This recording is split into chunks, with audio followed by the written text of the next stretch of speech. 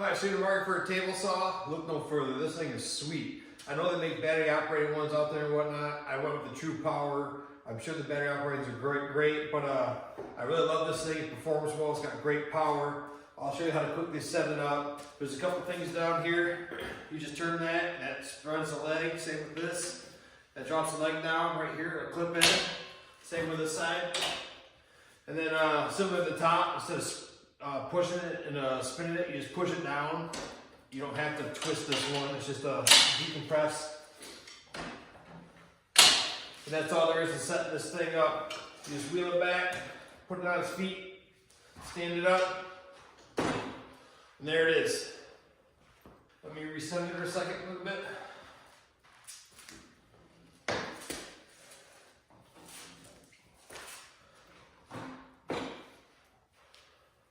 Right from here, the video probably get a little choppy. I'm going to try to zoom in on a couple features it has instead of just doing a big old screen thing, so you can actually see what I'm talking about and pointing out. So I apologize for that. All right, I'm going to start with the fence or the rail. We can go either side, but it's usually typically down there. It's got a really cool storage feature, so it has it held down. You just simply pull that out and pull this one out here. As you can see, it's got a little hook here and hooks on there. So we want to use it. Like I said, you can go on this side, but I'll demonstrate on this side. It clips on either there. It lays back down. All you do is latch that down, and that thing's solid. What's also really sweet, I'm gonna move the camera here just a second. It's got dimensioning all across here. And I'll tell you what, this stuff is on the dot money. To change the dimensioning of the fence, I'm moving it here again, sorry. If you come down, right here's another leveler. All you do is you move that up, and it allows you to spin this fence out. Again, sorry for the camera movement. But since that lever's moved up, you can now turn this out. And to move back on the scale here, you have your measurement right there. So it's at about 18 there, move to 18 and a half, 19, so on and so forth. And what's cool about it, like I said, it's really accurate, but once you get so far out, you can actually move it into this other peg here for a smaller cut.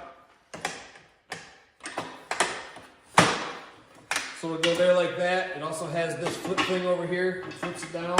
I'm sure there's a technical name, sorry, I don't know what it is. But it's a nice guide for that too. And on this side, since I got the camera here, it also has the tool so you don't hurt yourself, cut yourself while you're pushing it through. You know, the guide, push it down, push it through so you don't cut your finger off or anything like that. It simply puts the nose in there, comes down, clips in there. Really sleek, easy to use like that. And then, as I mentioned, let me spin this back around, sorry. This can also simply undo it, flip it up, bring it to the, trip over myself. Clips there, so you do cuts on the other side, bring that up. Again, it's adjustable this way too. And like I mentioned again, for storage, it stores really easy. You don't want anything high.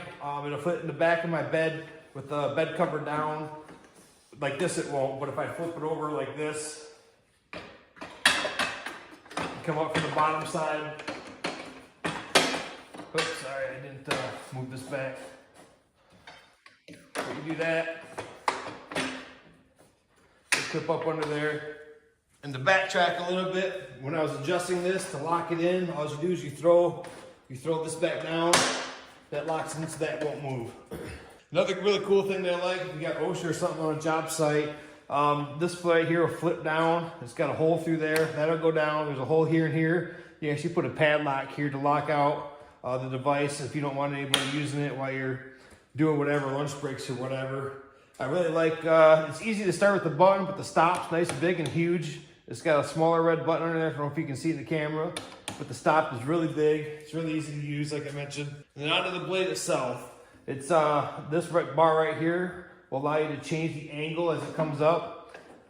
This crank, just like a typical saw, will just raise the blade up here.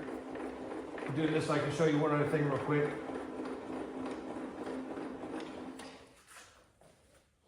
Turn the camera as well. It also comes with this, which has the dust collector on the back. You know, it helps keep that sensor down. It goes in place of here, right here. To do that, all you gotta do is pull this out right here. Let me raise it a little bit higher.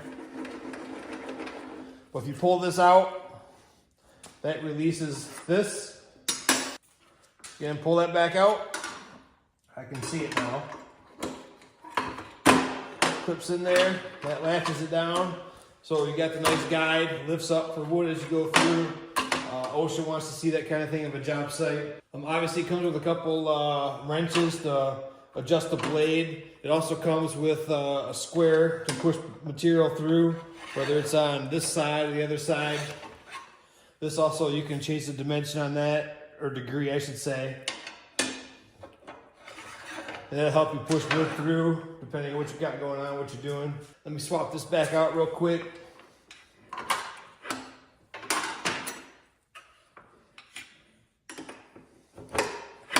Get this stuff out of the way. So what you have here is a lock unlock. You can unlock it, and this comes off. Like I mentioned, it comes with a couple tools that you can slide down next to the blade here and slide down next to the blade here. You can wrench that off the bolt there and swap your blades out as needed. It's really easy to use, like I said. It's got the little lock unlock here that locks it in place. That unlocks it. It's got the tabs on the top, so the back goes in first. Once the back's in, you set it down, lock it. It's not going anywhere from there. It's a little hard to see, but the power cord itself, it's got a nice little hose wrap reel here. You wrap it around, and the power cord clips to itself. Makes for a great, easy storage option. We pick it back up, lean it back on its wheels. Move this way a little bit for you. Then all you do is you pinch this, that swings that down. Pinch this, swings that down. Again, these you need to press, and you turn. That allows you to bring it back up. Same with this side. That's all there is to it. And when it comes in two pieces as well. The table saw is separate from the base. And saying that, the base is absolutely horrible when it comes to directions. If you're buying a saw though, you should have no issues putting it together. Just look at a picture.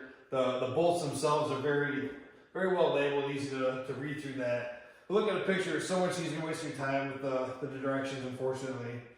And then once the base is put together, the table saw itself has 4 screws, 2 in the front, 2 in the back, and that allows you to mount that to it, and it's sturdy, man. It's not going anywhere. It rolls really nice, it rolls really easy. One other thing I should show you real quick on the back side.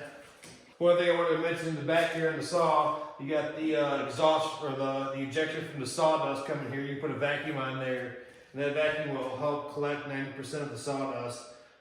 It's so dusty and dirty from, I didn't have it on there when I did it last time, so sorry about that. But again, this saw is awesome, it's sweet, it's very lightweight. When I load it in my truck, I wheel it up to it, I put this on the tailgate. It allows me to bend over on this side, pick it up here.